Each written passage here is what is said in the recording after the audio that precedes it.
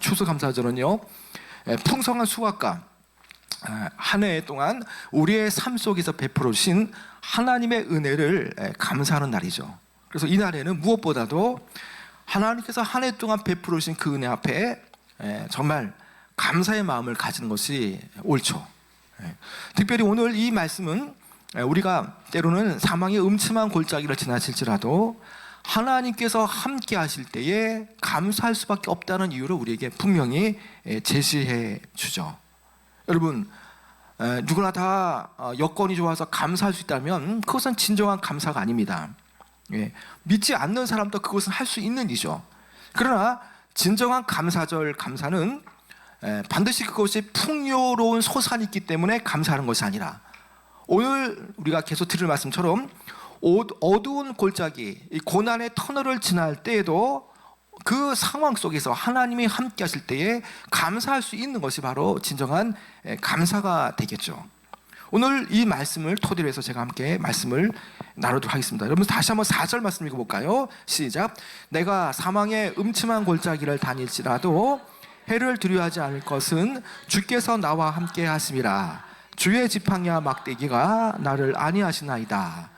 여러분, 여기 4절에 보면요, 내가 사망의 음침한 골짜기를 다닐지라도 해를 두려워하지 않을 것은 이라고 말씀하죠. 여기에 골짜기로 다닐지라도 이 관용구는요, 우리의 인생에서 맞닥뜨려지는 그런 위험한 길을 의미하죠. 당시의 유다의 이 지역의 이 산지들은 아주 형세가 아주 험악했습니다. 아주 좁고 가파른 협곡들이 많았고요, 또 예루살렘으로 올라가는 과정 자체가 쉽지 않았습니다. 가던 길들 가운데 이렇게 골짜기를 지날 때마다 어둡고 음침하며, 또 여기에 여러 동굴들이 많았고요, 여기는 도적대들의 어떤 이 본거지가 되어지는 동물들이 많았고요, 또 가는 여정마다 이 야생동물의 습격을 받을 때도 있는 것이죠. 그래서 지금 이 시편의 저자 다윗은요, 그가 평소 다니는 골짜기에 대해서 어떻게 지금 말하고 있느냐, 사망의 음침한 골짜기라는 표현을 쓰고 있죠. 사망의 음침한 골짜기. 여기에는 두 단어가 결합되어 있습니다. 사망과 음침함이 결합되어졌죠. 다시 말하면 사망 같은 어둠, 또 사망의 그 깊은 어둠과 같은 그런 골짜기다라고 해석을 할 수가 있겠죠. 여러분, 분명코 이 사망의 음침한 골짜기는요, 생명이 위협받는 그런 장소를 의미합니다. 이곳은요, 자칫 잘못하면 발을 헛디뎌서 천길 낭떠러지로 떨어질 수 있고요, 또 이 산환 맹서 도적들을 만나게 되면 정말 이 목숨도 위험해질 수 있는 그런 지경이 바로 이 사망의 음침한 골짜기라는 것이죠. 분명코 이 사망의 음침한 골짜기는 2절에 나오는 푸른 초장과 쉴만한 물가와 너무나 대조를 이루죠. 특별히 팔레스타인 지역의 이 많은 계곡들에는요, 수많은 그런 위험한 골짜기로 이루어져서 혹 양떼가 목자 없이 배회하면 크게 위험해지는 상황이 있습니다.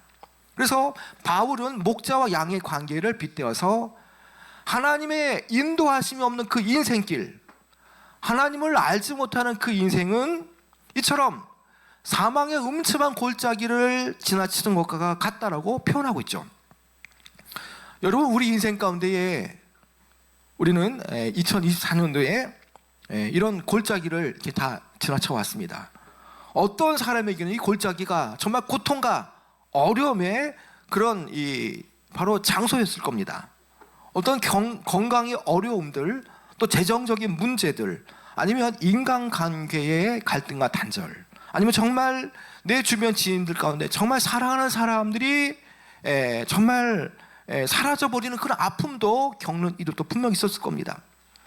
여러 가지 자녀 문제로 인해서 또 마음에 이런 우울감도 있고, 어떤 이런 것들은 다 다양하지만 결국 이런 것들은 우리가 경험하게 되어지는 이런 골짜기라는 것이죠.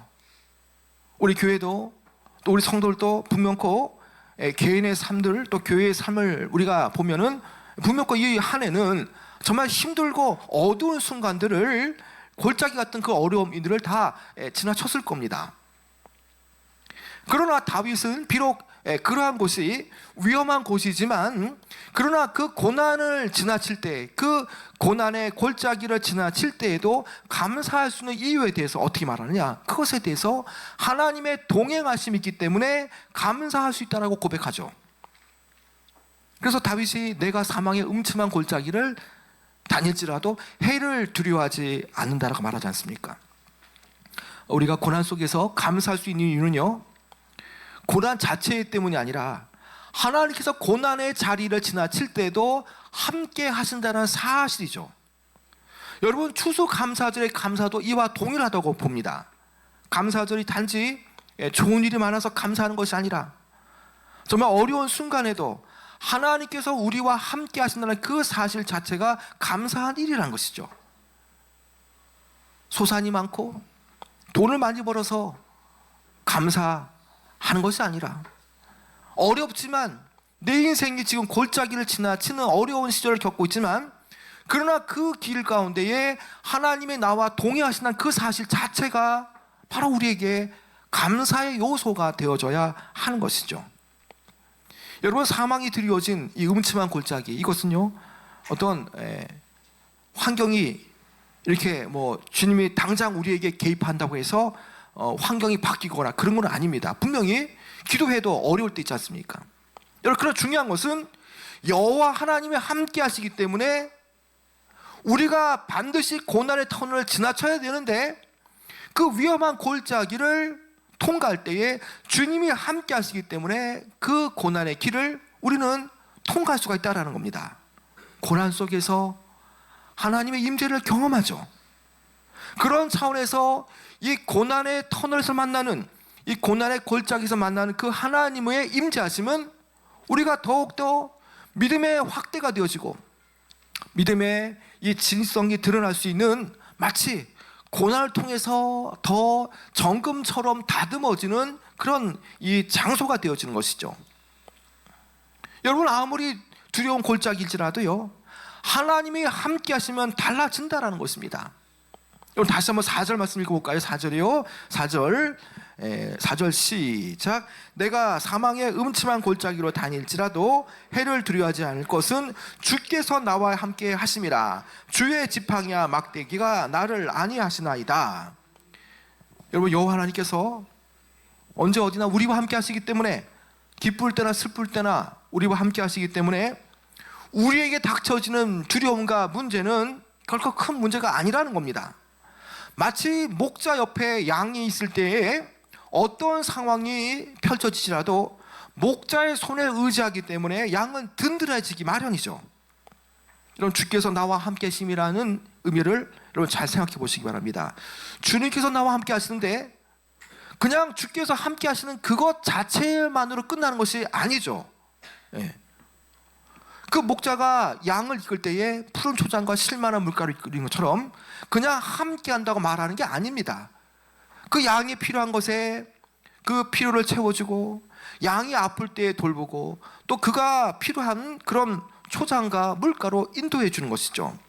다시 말하면 주님께서 나와 함께 하신다고 말할 때에 그 의미는 그저 함께 하시는 그것만을 말하는 것이 아니라 여호와 하나님의 공급뿐만 아니라 주께서 직접적으로 간섭하시는 보호하심도 있다는 것을 우리에게 말해주죠.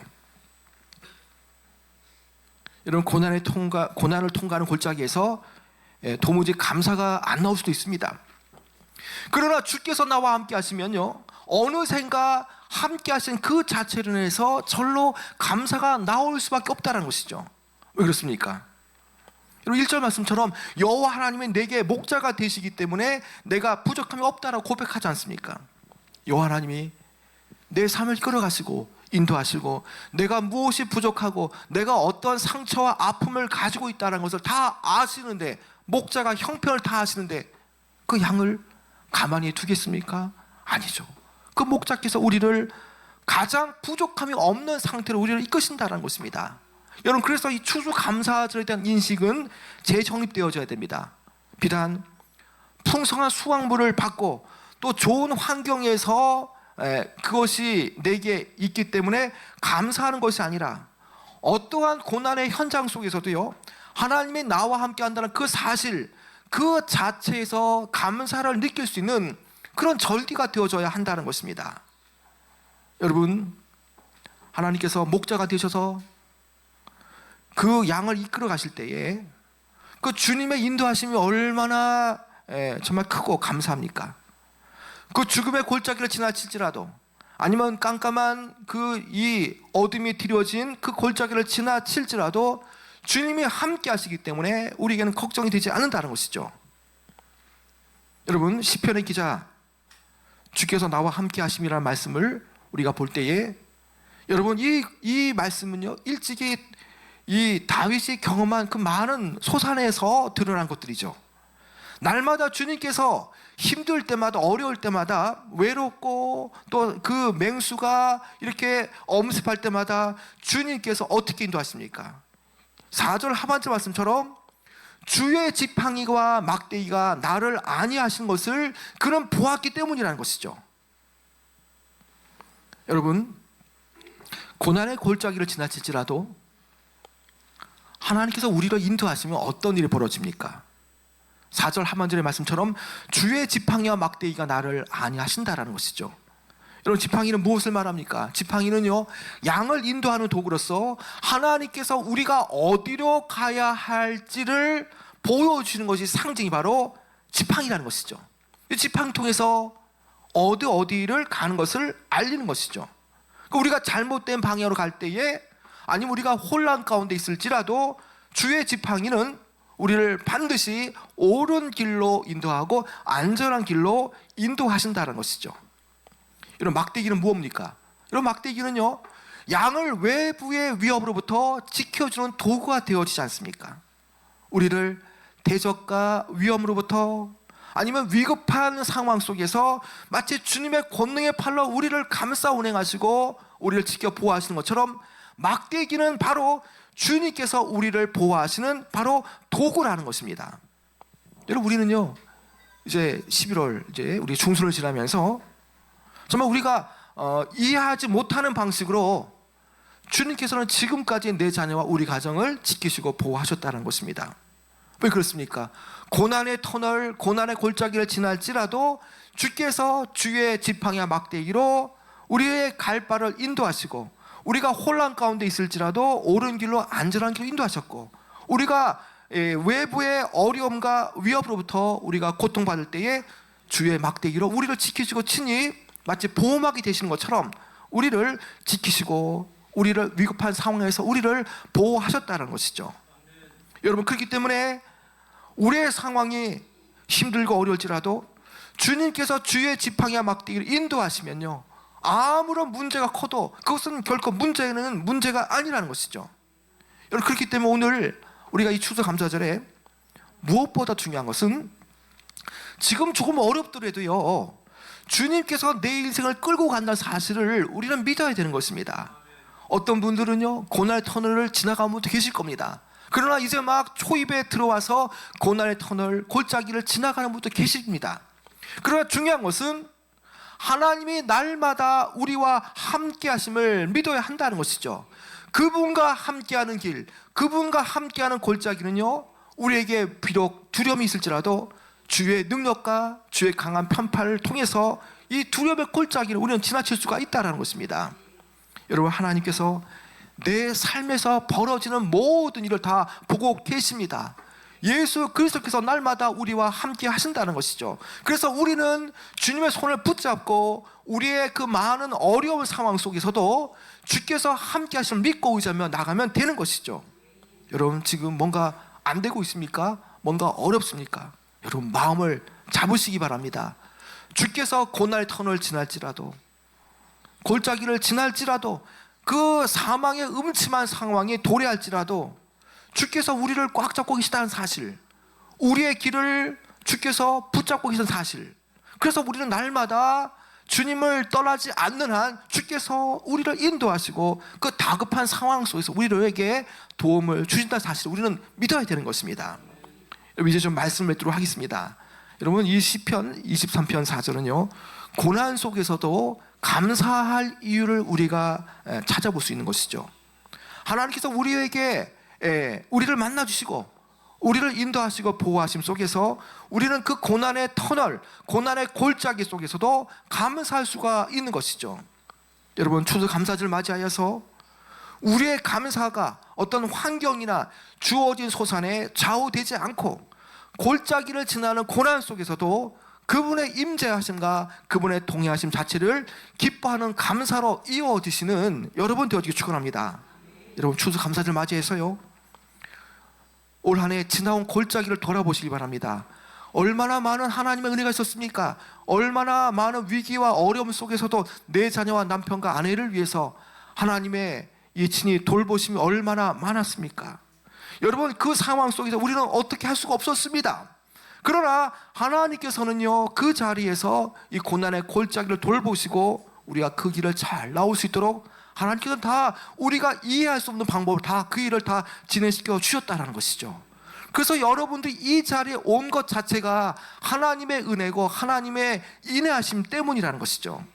여러분, 올 한 해 어려움 속에서도요, 하나님께서 내 삶 속에 개입하시고 어떻게 내 인생을, 내 가정을 인도하셨는가를 여러분 한번 생각해 보시기 바랍니다. 지금 내가 지나고 있는 골짜기에 하나님께서 나와 함께 하심을 믿으시기 바랍니다.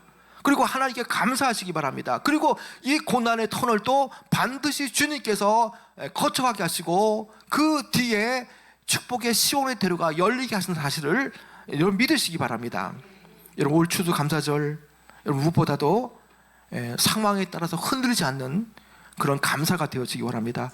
단지 당장 뭐가 안 보여도요, 그러나 끝까지 주님께서 내 인생을 붙잡는다라는 사실 속에서 하나님의 함께 하신 그것 자체에 감사를 표명하시는 여러분 되어지기 바랍니다.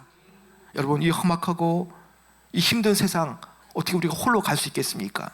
하나님이 함께 동행하셔야 됩니다. 하나님께서 함께 가주셔야 됩니다. 그래야만 우리 안에 있는 불안과 슬픔과 고통이 떠나갈 수밖에 없다는 것이죠.